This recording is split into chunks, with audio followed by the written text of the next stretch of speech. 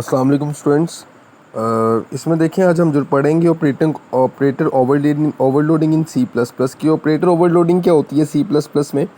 देखें जितने भी ऑपरेटर्स हैं उनके प्री डिफाइंड मीनिंग्स हैं। प्री डिफाइंड मीनिंग्स का मतलब है कि जैसे आप सपोज दैट प्लस को यूज़ करते हैं तो आप उसको एडिशन के लिए यूज़ कर रहे हैं, अब माइनस को यूज़ करते हैं तो आप उसको सब्ट्रैक्शन के लिए यूज़ कर रहे हैं, इसी तरह से आप मल्टीप्लिकेशन के लिए साइन यूज़ करते हैं।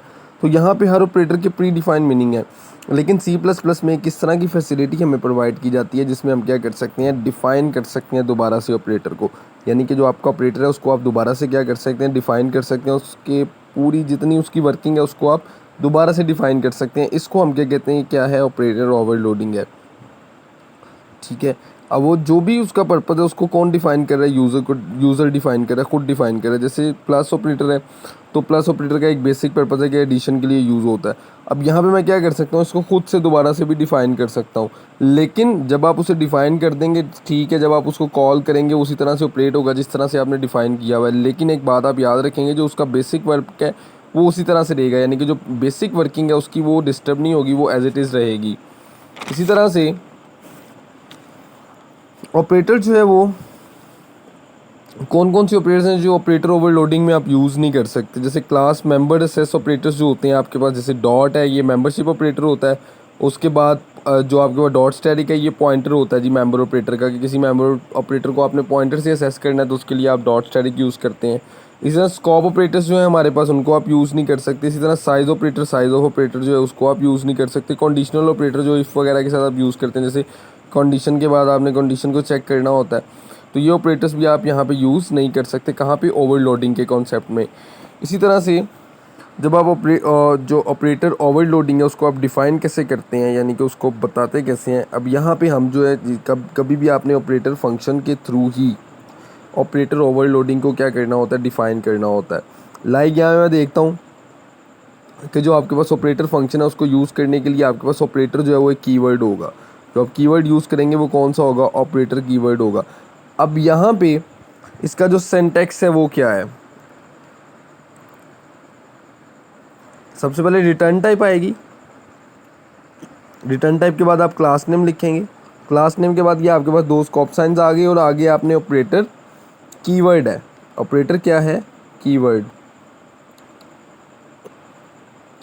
और ये जो ओपी का सिंबल है, ये ओपी क्या है? आपके पास सिंबल आएगा जिस ऑपरेटर को आप ओवरलोड करना चाह रहे हैं उसको। और यहाँ पे आप आगे क्या लिखेंगे? आर्ग्यूमेंट्स लिखेंगे।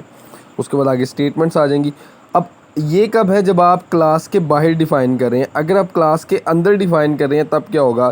तब आपको एक क्लास नेम लिखने की ज़रूरत नहीं पड़ेगी, क्योंकि डेफिनेटली सी बात है कि आप डिफ़ाइन ही कहाँ पे करें? क्लास के अंदर डिफ़ाइन करें। तो रिटर्न टाइप, ऑपरेटर, आगे सिंबल और उसके बाद आर्ग्यूमेंट्स, और सिंपल आगे उसी तरह से स्टेटमेंट। अब जो आपके पास ऑपरेटर फंक्शंस हैं वो क्लास मेंबर भी हो सकते हैं और फ्रेंड फंक्शंस भी हो सकते हैं। यानी कि जो ऑपरेटर आपके पास ऑपरेटर फंक्शंस आप बनाते हैं वो आपकी क्लास के अंदर बन सकता है। आप जिस क्लास में उसको डिफ़ाइन करना चाहते हैं उसी क्लास में आप उसको डिफ़ाइन कर सकते हैं। द अदर थिंग इज़ कि वो फंक्शन जो मेंबर यानी कि फ्रेंड फंक्शन भी हो सकता है, यानी कि क्लास का मेंबर भी हो सकता है और फ्रेंड फंक्शन भी हो सकता है। तो आगे चलते हैं। तो यहाँ पे हमारे पास दो कॉन्सेप्ट्स आते हैं, यूनिटी ऑपरेटर और बाइनरी ऑपरेटर ओवरलोडिंग की। यूनिटी ऑपरेटर में जाएंगे तो इसमें कोई किसी किस्म का हम आर्ग्यूमेंट यूज़ नहीं करेंगे, यानी कि विदाउट आर्ग्यूमेंट हम इन फंक्शन को पास करेंगे। और बाइनरी ऑपरेटर ओवरलोडिंग में आएंगे तो हमें वन आर्ग्यूमेंट पास करना पड़ेगा। हाँ, ये कब है? जब हम मेंबर फंक्शंस को यूज़ कर रहे हैं, यानी कि फ़ंक्शन को हम क्लास का मेंबर बना रहे हैं। अगर हम फ्रेंड फंक्शन यूज़ करते हैं तब क्या होगा? अब फ्रेंड फंक्शन में हम फ्रेंड, क्लास का नेम, ऑपरेटर और उसके बाद आगे आर्ग्यूमेंट भी पास करेंगे। यूनिटी ऑपरेटर में एक आर्ग्यूमेंट पास करेंगे आप, और बाइनरी ऑपरेटर में आप दो आर्ग्यूमेंट्स पास करेंगे। जैसे यूनिटी ऑपरेटर्स क्या है यहाँ पे? जैसे सपोज डैट मैं एक्स को लिखता हूँ तो एक्स ऑपरेटर, जैसे x plus plus operator x plus plus x. अब इसको यहाँ पे हम इस तरह से भी लिख सकते हैं, प्लस एक्स और एक्स प्लस, यानी कि आप सिंबल चेंज करने के लिए भी इसको यूज़ कर सकते हैं। बाइनरी ऑपरेटर्स में क्या है? दो ऑपरेटर आप, जैसे एक्स और वाई, और उसके दरमियान में operator like x plus y. इसको एक एग्जांपल से आगे एलैबोरेट कर लेते हैं। तो देखें, एक क्लास टेस्ट, तीन वेरिएबल मैंने ले लिए ए बी सी। अब मैं सिंपल क्या करूँगा कि इनका साइन चेंज करने के लिए मैं इसको यूज़ कर रहा हूँ। पब्लिक वॉइड गेट डाटा, ये एक फंक्शन मैंने यूज़ किया डाटा गेट करने के लिए।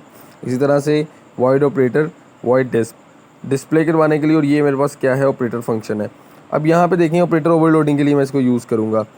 अब यहाँ पे देखें void test get data int x int y और इंट जी। अब यहाँ पे एक वेरिएबल था a is equal to x, b is equal to y और c is equal to z, यानी कि ये मैंने क्या किया, फॉर्मल पैरामीटर्स को एक्चुअल पैरामीटर से रिप्लेस कर दिया। यहाँ पे सिंपल वॉइड टेस्ट, आगे ऑपरेटर यानी कि टेस्ट और आगे ऑपरेटर आपका वही ऑपरेटर फंक्शन आ गया ओवरलोडिंग के लिए जो आपने यूज़ करना है। A is equal to minus a, b is equal to minus b और c is equal to minus c. इसी तरह से आप अब वाइड डिस्प्ले यानी कि जो डिस्प फंक्शन आपने यूज़ किया हुआ, see out value of a, value of b b, value of c is c. अब यहाँ से देखिए असल एग्जीक्यूशन स्टार्ट होती है कि आपने क्या किया जी, क्लास टेस्ट का एक ऑब्जेक्ट बना लिया ओबीजे। अब ओबीजे में जाके आप डाटा गेट कर रहे हैं। अब ओबीजे डॉट गेट डाटा यानी कि आपको डायरेक्टली कॉल किया किसको, क्लास ऑब्जेक्ट यानी कि टेस्ट क्लास में गेट डाटा के फंक्शन को। तो गेट डाटा के फंक्शन पे चलते हैं। तो यहाँ पे मेरे पास क्या थे, वेरिएबल से एक्स वाई और जी। यहाँ पे उसने उसको वैल्यूज़ पास कर दी हैं और वैल्यू क्या है, -10, 7 और 13।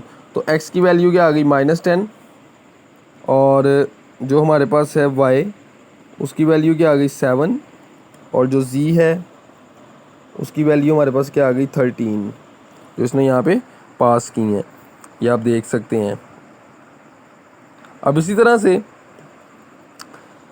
ऑब्जेक्ट डिस्प्ले कॉल हो रहा है ओबीजे डॉट डिस्प। अब ओबीजे डॉट डिस्प का मतलब है कि वो ये फंक्शन कॉल कर रहा है ऑब्जेक्ट क्लास में कौन सा, यानी कि ऑब्जेक्ट किस टेस्ट किस का ऑब्जेक्ट जो था ओबीजे था उस क्लास में उसने डिस्प का फंक्शन कॉल किया और वहाँ पे वो वैल्यू प्रिंट करवा रहा है, यानी कि value of a, value of a इसी तरह से प्रिंट होगा। आगे आपके पास ए की वैल्यू आ जाएगी। ए की वैल्यू क्या थी, -10, यानी कि जो एक्स की वैल्यू है वो हो गई है आपके पास, स्वैप हो गई है एक्स की वैल्यू से 10 की जो वैल्यू है, ए की जो वैल्यू है। इसी तरह से वैल्यू ऑफ बी और ये हमारे पास क्या आ जाएगी 7। इसी तरह से वैल्यू ऑफ सी ये हमारे पास क्या आ जाएगी 13। अब यहाँ पे आप देखेंगे ये आउटपुट आ गई हमारे पास पहले जब डिस्प फंक्शन को कॉल किया। दोबारा यहाँ पे आ जाएं तो उसने अब ये -OBG ये क्या किया हुआ है, उसने आपके पास माइनस जो ऑपरेटर सिंबल आपने यूज़ किया था ऑपरेटर फंक्शन में, ये आप देख सकते हैं माइनस का सिंबल आपने यूज़ किया था। इस सिंबल से उसने क्या किया, ओबीजे फंक्शन यानी कि ओबीजे क्लास ऑब्जेक्ट किसका था, टेस्ट का, टेस्ट की क्लास में जो ऑपरेटर फंक्शन पड़ा हुआ था उसको कॉल किया। अब उसने क्या किया, ए की वैल्यू को इक्वल कर दिया -a के, बी की value equal to -b, c is equal to -c, union operator use किए हुए। यानी कि सिंपल क्या करेगा, अब जब ये ऑपरेटर अप्लाई हो जाएगा तो उसके बाद दोबारा से उसने डिस्प्ले का फंक्शन कॉल किया। दोबारा से डिस्प्ले का फंक्शन कॉल किया तो ये देखें वैल्यू ऑफ ए, अब जो वैल्यू नेगेटिव थी वो पॉजिटिव हो जाएगी और जो पॉजिटिव थी वो नेगेटिव हो जाएगी। -10 हमारे पास 10 हो जाएगा। इस तरह value of b is equal to -7, value of c is equal to -13। तो ये सिंपल सा कॉन्सेप्ट था। बाइनरी ऑपरेटर्स में क्या होता है कि हमने यूज़ करने होते हैं 2 ऑपरेंड्स और यूनियन ऑपरेटर में हम क्या करते हैं, एक ऑपरेटर को यूज़ करते हैं। तो छोटे छोटे से कॉन्सेप्ट्स हैं, इसको आप याद रखेंगे। इसकी छोटी सी असाइनमेंट में दूंगा, वो आपने लाजमी करनी होगी।